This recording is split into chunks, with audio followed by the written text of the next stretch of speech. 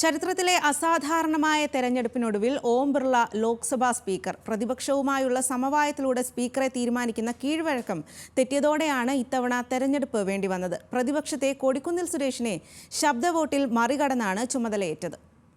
Shri Om Birla is declared elected as the Speaker of this House. I invite Shri Om Birla to occupy the chair.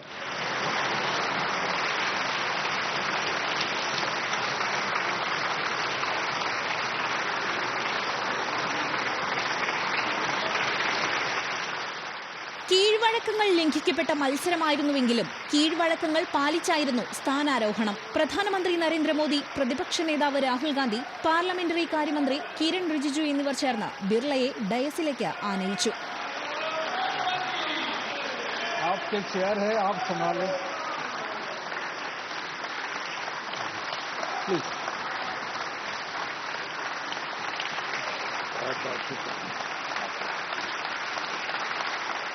മുൻവർഷത്തിന് വിപരീതമായി ഇത്തവണ speaker സ്ഥാനത്തിനായി പ്രതിപക്ഷവും രംഗത്തിറങ്ങിയിരുന്നു. India മുന്നണി കൊടിക്കുന്നിൽ സുരേഷിനെ നാമനിർദ്ദേശം ചെയ്തതോടെ തെരഞ്ഞെടുപ്പെന്ന സ്ഥിതിയിലേക്ക് കാര്യങ്ങൾ മാറിമറിഞ്ഞു.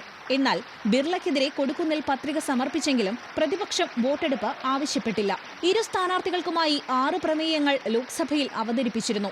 ഇതിൽ പ്രധാനമന്ത്രി നരേന്ദ്രമോദി അവതരിപ്പിച്ച പ്രമേയം ശബ്ദവോട്ടോടെ ലോക്സഭ അംഗീകരിക്കുകയായിരുന്നു. ലോക്സഭയിലെ NDA ഭൂരിപക്ഷവും സഖ്യകക്ഷികളുടെ പിന്തുണയും ബിർളയ്ക്ക് തുണയാകുകയായിരുന്നു. രണ്ടാം തവണയും സ്പീക്കർ പദവിയിലെത്തിയ ബിർളയെ പ്രധാനമന്ത്രിയും പ്രതിപക്ഷ നേതാവും അഭിനന്ദിച്ചു. आदरणीय अध्यक्ष जी, आप अभिनंदन के अधिकारी हैं।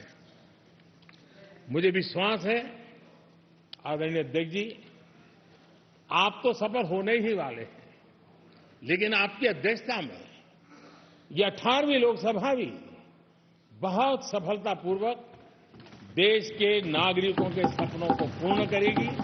मैं फिर एक बार आपको इस महत्वपूर्ण दायित्व के लिए और देश को विकास की नई ऊंचाइयों पर ले जाने वाले इस सदन की अध्यक्षता के लिए हृदय से बहुत बहुत शुभकामनाएं देता हूं, बहुत बहुत बधाई देता हूं। പുതിയ ലോക്സഭാ മന്ദിരത്തിലെ ആദ്യ സമ്മേളനത്തിൽ സ്പീക്കറായി ചരിത്രമിടുകയാണ് ബിർളയെന്നും നരേന്ദ്രമോദി പറഞ്ഞു. 140 കോടി ജനങ്ങൾ പ്രതീക്ഷയോടെ ലോക്സഭയെ കാണുന്നുവെന്നും കഴിഞ്ഞ തവണ ബിൽ പാസാക്കുന്നതിൽ കാണിച്ച ശുഷ്കാന്തിയെയും പ്രധാനമന്ത്രി ഓർമ്മിപ്പിച്ചു. അതേസമയം ഇന്ത്യയുടെ ശബ്ദം സഭയിൽ മുഴങ്ങുന്നുവെന്ന് ഉറപ്പാക്കാൻ സ്പീക്കർക്ക് കഴിയണമെന്നും രാഹുൽ ഗാന്ധി പറഞ്ഞു. This house represents the voice of India's people, and you, Speaker Sir, are the final arbiter of that voice. Of course, the government has political power, but the opposition also represents the voice of India's people. പ്രതിപക്ഷം ജനങ്ങളുടെ ശബ്ദമാണെന്നും സംസാരിക്കാൻ അനുവദിക്കാത്തത് ജനാധിപത്യ വിരുദ്ധമാണെന്നും രാഹുൽ ഗാന്ധി വ്യക്തമാക്കി. National desk news Malayalam.